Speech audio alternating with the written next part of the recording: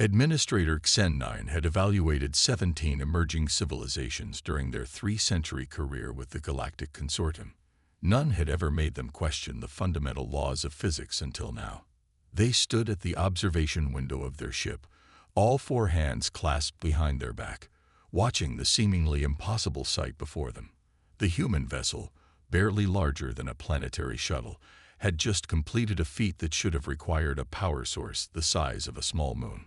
Instead, it hummed quietly in the void, its hull gleaming under the light of Earth's sun.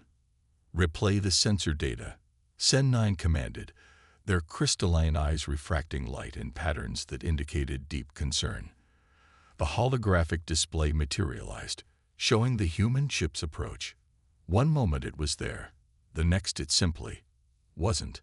No energy surge, no gravitational distortion, no subspace ripple.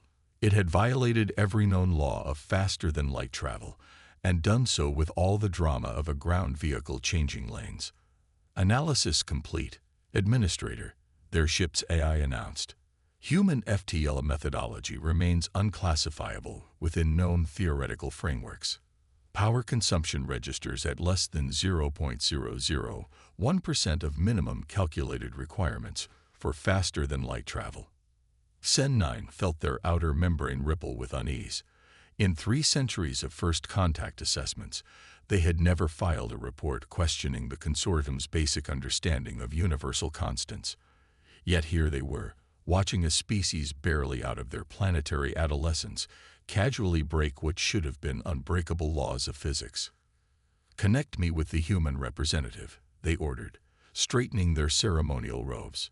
The display shifted, revealing the face of Dr. Sarah Chen, Earth's appointed liaison to the consortium. Her dark eyes sparkled with an intelligence that Xen9 found both fascinating and mildly terrifying. "Administrator Xen9, right on schedule," she smiled. "I trust our demonstration answered your questions about humanity's readiness for interstellar travel." Dr. Chen, Xen9's translator, worked overtime to keep their tone neutral. "Perhaps you could explain how your species achieved faster-than-light travel without generating any of the standard energy signatures we associate with FTL technology." "Oh, that's simple." Dr. Chen's smile widened. "We stopped trying to break the laws of physics and started working with them instead. Would you like to see how it works?" Before Xen9 could respond, their sensor officer, a methane-breathing cax named Vox-12, erupted in a cloud of alarmed pheromones. "Administrator, the human vessel it's requesting permission to dock." "Already?" Xen9's outer membrane rippled again. They were at the edge of their solar system less than a minute ago. "They're here now." Vox-12's environmental suit was fogging up from stress. "And their power readings, they're lower than our life support systems." Dr. Chen's image continued to smile patiently from the display. "We can give you a proper tour of the engine room." Sometimes seeing is believing, especially when dealing with technology that seems to break all the rules. Xen9 felt the weight of centuries of consortium protocol pressing against their decision centers. Standard procedure dictated that any civilization demonstrating unexpected technological capabilities should be quarantined pending a full review by the Technological Assessment Board. That process typically took decades. But something in Dr. Chen's expression, a mixture of pride and barely contained excitement, made them hesitate. The humans weren't displaying their achievement with arrogance or threat. They simply wanted to share. "Permission granted," Xen9 found themselves saying, even as their training screamed against it. "But I must insist on following standard safety protocols." "Already compatible with your docking systems," Dr. Chen interrupted gently. "We studied the specifications you sent during first contact. Adapting our technology to work seamlessly with yours was one of our first priorities." The docking procedure was flawless. Xen9 watched in amazement as the human ship, a vessel they'd named Curiosity, matched their artificial gravity and atmosphere settings perfectly. Even species that had been part of the consortium for centuries sometimes struggled with that level of precise compatibility. Dr. Chen stepped through the airlock accompanied by 2 other humans, One was a tall, dark-skinned man introduced as Dr. Marcus Rivera, their chief engineer. The other was a shorter woman with auburn hair who simply went by Captain Zhang. All three wore simple blue uniforms that seemed more practical than ceremonial. "Shall we?" Dr. Chen gestured toward their ship. "I promise what you're about to see will change your understanding of space travel forever." The engine room of the Curiosity defied every expectation Sen 9 had formed. Instead of the massive power cores or exotic matter chambers common in consortium ships, they found something that looked more like an art installation. Crystalline structures arranged in impossible geometries pulsed with soft light, while holographic displays showed readings in both human and consortium standard notation. "We call it the Harmony Drive," Dr. Rivera explained, his voice carrying the same barely contained excitement as Dr. Chen's smile.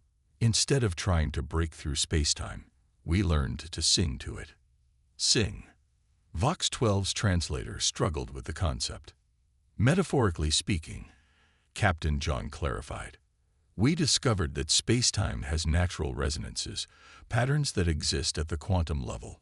Rather than fighting against these patterns, we developed technology that works in harmony with them." Dr. Rivera gestured to the crystalline structures. "These arrays create what we call a resonance field. When properly tuned, it allows our ships to simply step between the frequencies of spacetime. No energy-intensive bubble universes or dangerous tachyon fields required." Sen 9 found their scientific training battling with their direct observations. "But this violates every principle of faster-than-light travel we've established over 10,000 years of space exploration." "With respect, Administrator," Dr. Chen said, "perhaps it only violates your assumptions about those principles. Humanity has a long history of achieving the impossible simply because we didn't know it was supposed to be impossible." Before Sen 9 could respond, their personal communicator chimed with an urgent message from the Consortium Central Command. Their outer membrane went completely still as they read it. "Is something wrong?" Dr. Chen asked, genuine concern in her voice. "The Consortium's long-range sensors detected no sign of your approach," Sen 9 said slowly. "No energy signature, no distortion wave, nothing." "They're concerned about the implications." "Ah," Captain Zhang nodded. "They're worried that if they can't detect our ships coming, we might pose a security risk." "That would be an accurate assessment." "Then perhaps," Dr. Chen suggested, "we should discuss how we might share this technology in a way that addresses those concerns while still maintaining humanity's independence. After all, we developed the Harmony Drive not to hide, but to explore." Sen 9 found themselves facing the most difficult decision of their long career. Standard Protocol said to quarantine Earth immediately. But Standard Protocol had never encountered humans before. "I will need to file a complete report," they said finally. "The Consortium will have questions. We look forward to answering them," Dr. Chen replied. "And we have quite a few questions of our own." As Sen 9 watched the humans begin a detailed technical discussion with their thoroughly overwhelmed engineering staff, they realized that humanity's admission to the galactic community would be anything but standard. The real question was whether the Consortium was ready for humanity, not the other way around. The grand chamber of the Galactic Consortium sparkled like a jeweled crown, its crystalline walls reflecting the light of 1,000 different worlds. Dr. Sarah Chen stood at the center of it all, trying not to show her growing frustration as first speaker Ixel explained the innovation protocol for the third time. All technological advancements must be submitted for review before implementation. The towering insectoid being clicked, their mandibles moving in what Sarah had learned was a gesture of absolute certainty. "This is not negotiable. It is the foundation upon which 10,000 years of galactic peace has been built." Sarah glanced at the holographic display floating between them, showing the lengthy process every new innovation had to navigate. "With respect, first speaker, this protocol would require us to wait an average of 15 years for approval on any significant technological advancement." "Precisely." Ixel's antennae twitched with satisfaction. A proper evaluation period ensures safety and stability for all member species. From his position beside Sarah, Dr. Marcus Rivera cleared his throat. And during those 15 years, we're expected to just stop all research and development. Of course not. Administrator Xen9 interjected from their observation platform, all four hands making calming gestures. You may continue theoretical work. The protocol only restricts implementation and testing. Sarah watched the reactions around the chamber. The various representatives of the consortium's member species showed a range of expressions she'd learned to interpret over the past few weeks. Some displayed what she'd come to recognize as sympathy, others smug satisfaction, but most showed simple acceptance. This was just how things worked. May I ask a question? Sarah kept her voice carefully neutral. How many breakthrough technologies has the consortium approved in the last century? The chamber went quiet. First speaker Ixel's mandibles clicked rapidly, their equivalent of clearing their throat. 4 major innovations met our safety and stability requirements. 4. Sarah let the number hang in the air. In 100 years, across thousands of worlds.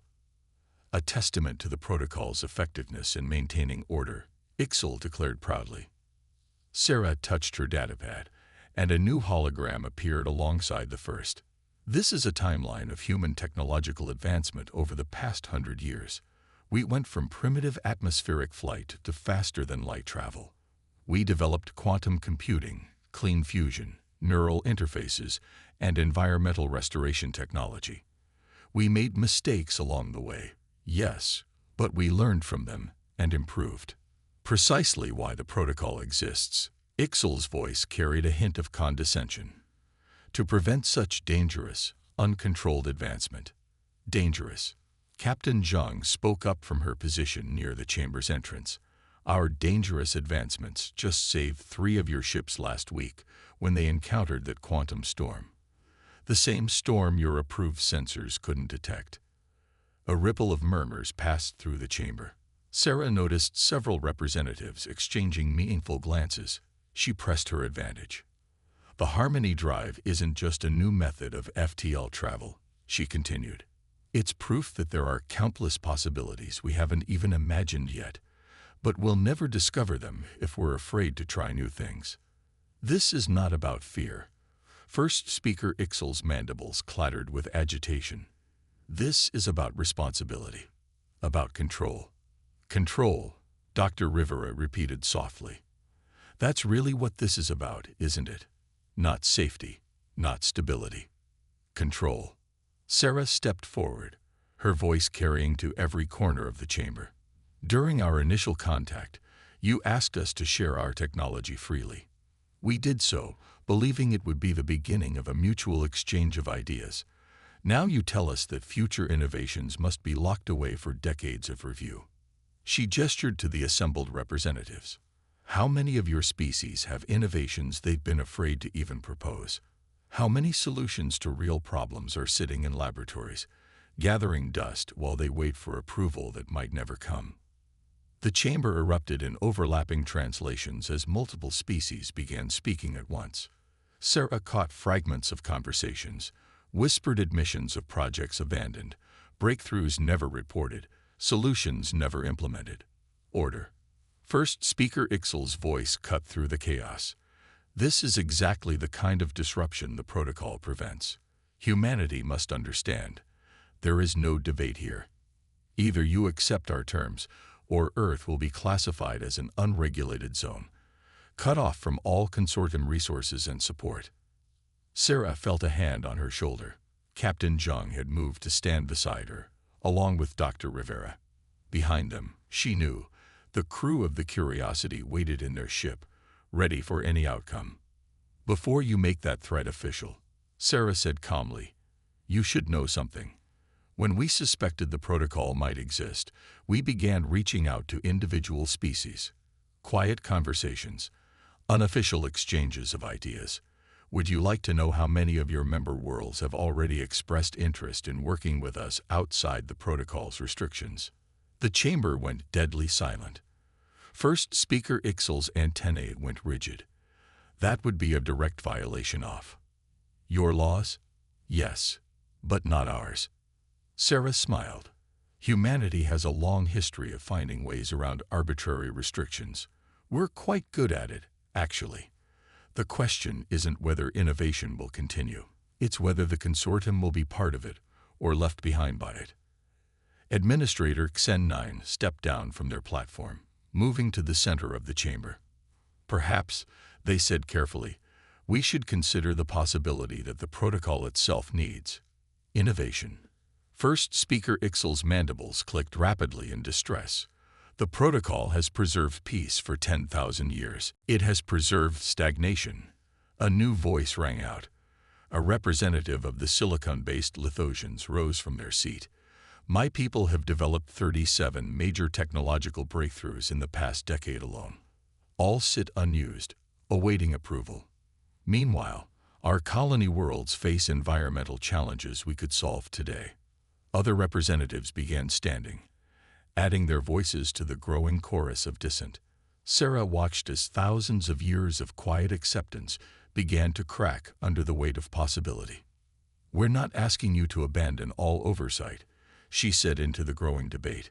We're asking you to remember why you created the protocol in the first place, to protect and guide. But protection shouldn't mean paralysis, and guidance shouldn't mean control. First Speaker Ixel's mandibles worked silently for several moments. When they spoke again, their voice carried a note of resignation.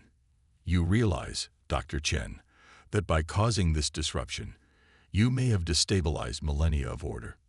Sarah smiled. Sometimes, First Speaker, a little destabilization is exactly what's needed for true progress. The question is, are you ready to progress with us? The answer to that question would shake the future of not just humanity, but every species in the consortium. As the chamber erupted into intense debate, Sarah exchanged glances with her companions.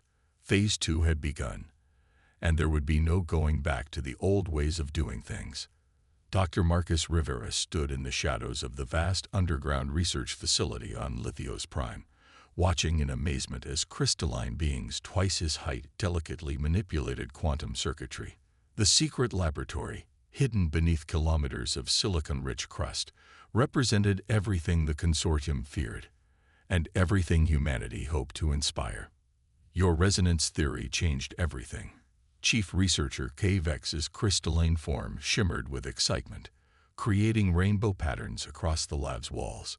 We'd been approaching quantum computing from completely the wrong direction for centuries. Marcus nodded, checking the secure communication device at his wrist. They had another hour before the next consortium patrol would pass overhead.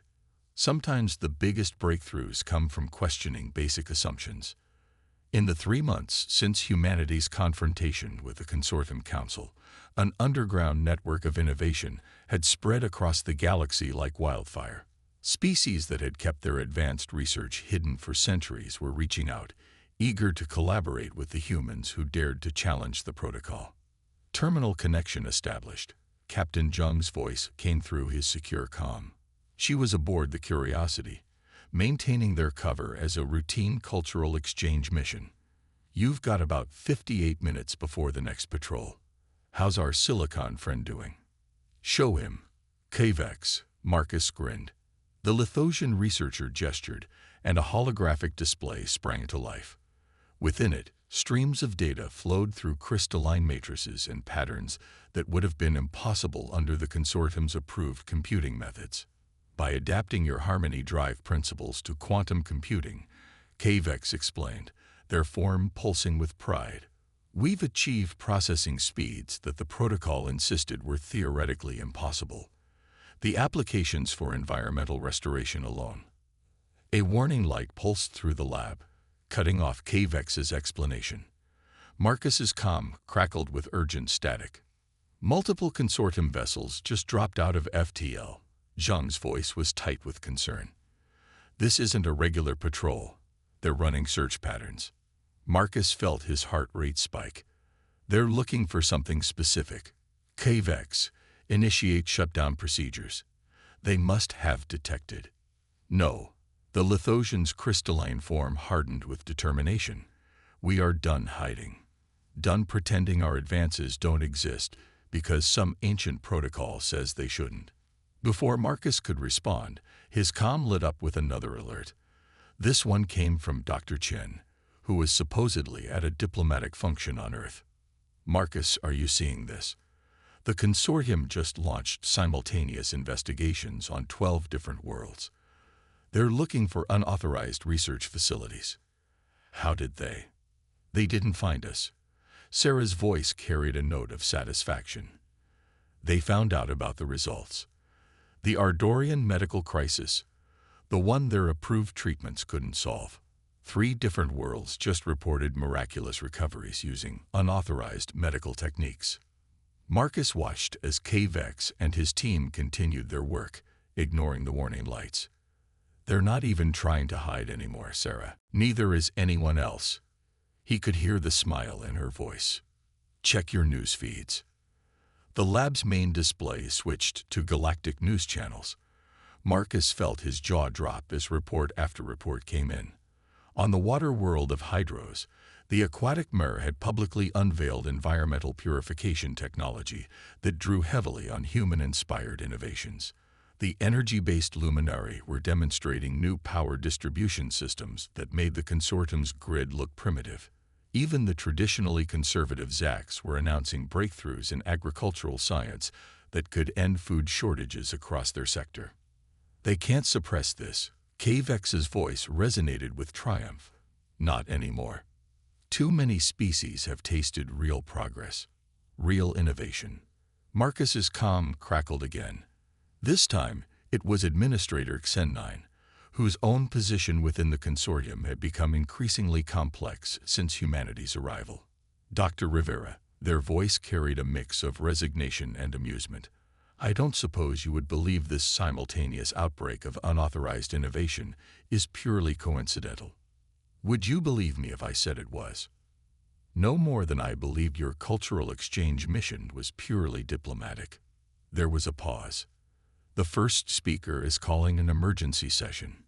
Your presence, all of humanity's representatives, is required.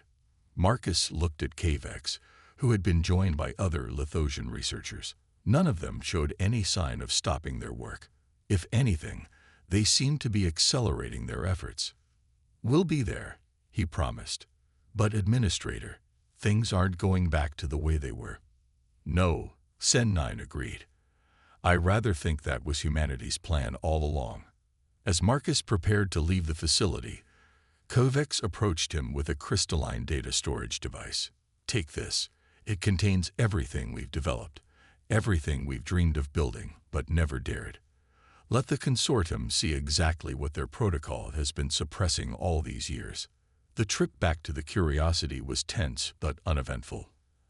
As they broke orbit, Marcus watched dozens of ships appearing around Lithios Prime, not just consortium vessels, but ships from other species, all coming to witness or participate in what was quickly becoming a technological renaissance. You know, Captain Zhang mused as they prepared for FTL transit. When we first developed the Harmony Drive, some people back home worried that meeting advanced alien civilizations would make humanity feel small and primitive. Marcus chuckled, securing K-Vex's data device. Instead, we showed up and accidentally started a revolution by asking why not. Not accidentally. Sarah's voice came through the comm. Humanity has always been at its best when we're pushing boundaries, asking questions, and refusing to accept because I said so as an answer. We just helped other species remember they could do the same. As the Curiosity engaged its drive, Marcus watched the stars blur around them. Across the galaxy, species that had lived under the protocol's restrictions for millennia were remembering what it meant to dream, to create, to innovate. The consortium could try to contain it, but like humanity's own history had shown, once the spirit of innovation was unleashed, there was no putting it back in its box. The real question was, what would they all create together, now that the boundaries were finally coming down? The consortium's emergency session began with an act unprecedented in its 10,000-year history. the chamber's supposedly unhackable security systems activated, sealing every exit. First Speaker Ixel's mandibles clicked in what Dr. Sarah Chen had learned to recognize as barely contained panic. "This is the meaning of unchecked innovation," Ixel declared, gesturing at the sealed chamber with three of their limbs. "Chaos. Disruption. The very foundations of our society are under attack." Actually, Sarah stood calmly at the center of the chamber. "Your security systems are working perfectly. We just helped them work better." She gestured to the holographic displays surrounding them. "Would anyone like to see how?" Administrator Xen9, who had positioned themselves strategically between the human delegation and the consortium's security forces, raised all four hands. "Dr. Chen, perhaps this is not the best time for a technical demonstration." On the contrary, Captain Zhang called from her position near the chamber's main display. "This is exactly the time. Show them, Sarah." The chamber's displays came alive with data streams, thousands of them, flowing from every corner of known space. Research projects, technological breakthroughs, innovations that had been hidden away or suppressed for centuries, all flowing together into a single massive network of shared knowledge. "When you threatened to quarantine Earth," Sarah explained, "you assumed we would either submit to the protocol or be isolated. But humanity has never worked that way. We don't see barriers. We see challenges to overcome, and we're really good at making friends while doing it." First Speaker Ixel's antennae writhed in distress. "You've corrupted our member species. Turned them against." "We didn't turn anyone against anything," Dr. Rivera interrupted, stepping forward with a familiar crystalline data device. "We just showed them what was possible. Every species here has always had the capacity for innovation. They were just waiting for permission to use it." The chamber erupted in overlapping translations as representatives from dozens of species began speaking at once. But this wasn't the chaos of fear or anger. It was the excited babble of scientists sharing discoveries, of engineers comparing notes, of dreamers finally allowed to dream in public. "Impossible." Ixel's voice rose above the din. "The protocol exists for a reason. Without control, without proper oversight. The quarantine fleet has arrived." A new voice announced. The head of Consortium Security, a massive reptilian being named Six, stepped into the center of the chamber. "All human vessels in Consortium space will be contained until—" "About that," Captain Zhang smiled, activating her own display. "Would you like to see where your fleet actually is right now?" The display showed the Consortium's impressive armada, nearly 1,000 ships strong. They were exactly where they were supposed to be, in a perfect quarantine formation. But they weren't alone. Surrounding the Consortium fleet, appearing from what seemed to be nowhere, were ships. Thousands of them, representing every species in the Consortium and dozens that weren't. Some were massive research vessels that had been hiding in deep space for years.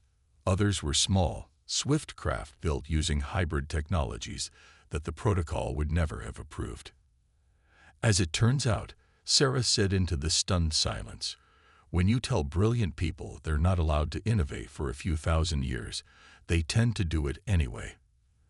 They just do it in secret. We just help them coordinate. This is rebellion," Six growled, reaching for their weapon. "Treason against." "Against what?" The Lithosian representative's crystalline form pulsed with conviction. "Against progress. Against the future. Look around you, First Speaker. Look at what we've all achieved in just 3 months of free collaboration." The displays shifted again, showing images from across the galaxy. On Hydros, vast areas of polluted ocean were being cleansed by technology that combined human ingenuity with mere biological knowledge. The luminaries' new power systems were bringing energy to worlds that had been in darkness for generations. Even the Zax's agricultural breakthroughs had already prevented 3 potential famines. The protocol was created to prevent conflict. Administrator Xen9 said quietly, their voice carrying in the sudden hush, to ensure that technological advancement couldn't be used for warfare or destruction. but in our fear of what might go wrong. You prevented everything that could go right, Sarah finished. But it doesn't have to be that way. She gestured, and the displays shifted one final time, showing a new framework, one that had been developed collaboratively by scientists and engineers from 100 different species. We call it the Innovation Alliance, Dr. Rivera explained, a system for sharing knowledge, reviewing discoveries, and implementing advances safely, but without the artificial delays and restrictions that have held us all back for so long. Peer review instead of bureaucratic approval, Sarah added. Collaboration instead of control. And most importantly, the freedom to try, to fail, and to learn from those failures. First Speaker Ixel's mandibles worked silently for several long moments. When they finally spoke, their voice carried the weight of centuries. And if we refuse, if the consortium chooses to maintain the protocol, then you'll be trying to enforce rules that no one believes in anymore, Captain Zhang said simply. Your own security forces are already using our improved systems. Your ships are already being upgraded with hybrid technologies. You can't stop innovation. You can only choose whether to be part of it. The chamber's security systems deactivated with a soft hum. The exits unsealed themselves, but no one moved to leave. Put it to a vote, Administrator Xen9 suggested, their crystalline eyes refracting patterns of hope across the chamber. Not as the consortium directing its members, but as equals deciding their future together. First Speaker Ixel looked around the chamber, at the faces and forms of representatives who had lived under the protocol's restrictions for their entire lives. They saw not the chaos they had feared, but the order that comes from shared purpose and mutual respect. Very well, they said finally. Let us vote on humanity's proposal. But first, their antennae curved in what Sarah had learned was a gesture of wry acceptance. Perhaps you could explain how you managed to coordinate all of this without our surveillance networks detecting a single communication. Sarah smiled. Now that's an interesting story. It starts with this little thing we call the Internet. 1 year after the formation of the Innovation Alliance, the same chamber that had once housed the consortium's restrictive council had been transformed. Gone were the rigid hierarchical platforms and imposing barriers. In their place stood circular collaboration spaces where representatives from hundreds of species worked together, sharing ideas that would have been forbidden just months ago. Administrator Xen9, now serving as one of the Alliance's chief coordinators, stood with Dr. Sarah Chen observing the scene below. Their crystalline form reflected the vibrant energy of the chamber, creating patterns that seemed to dance with possibility. I must admit, they said, watching a group of Lithosian crystalline engineers demonstrating a new quantum computing interface to an enthusiastic audience of various species. When you humans first arrived, I feared you would bring chaos to our ordered society. Sarah smiled, checking the latest reports on her datapad. And instead you brought a different kind of order, one built on cooperation rather than control. Xen9's outer membrane rippled with amusement, though I'm still not entirely sure how you managed to hide such an extensive network of innovation for so long. We didn't hide it, Dr. Rivera said, joining them at the observation point. We just made it look exactly like what you expected to see. The consortium was so focused on watching for traditional signs of technological advancement that they missed the real revolution happening right in front of them. Below them, Captain Zhang was leading a session on integrating human internet protocols with various alien communication systems. The resulting network, dubbed the Galactic Web, had already transformed how species shared knowledge across the stars. The latest numbers are in, Sarah announced, drawing their attention to her display. In the past year alone, we've seen more technological advancement than the previous century under the protocol. But more importantly, she highlighted specific data points. Look at how it's being implemented. The statistics told a story that even the most conservative former consortium members couldn't ignore. Environmental restoration projects had cleaned up centuries of industrial damage on dozens of worlds. Medical breakthroughs had cured diseases that had plagued various species for generations. Energy crises that had seemed unsolvable under the old system were being resolved through collaborative innovation.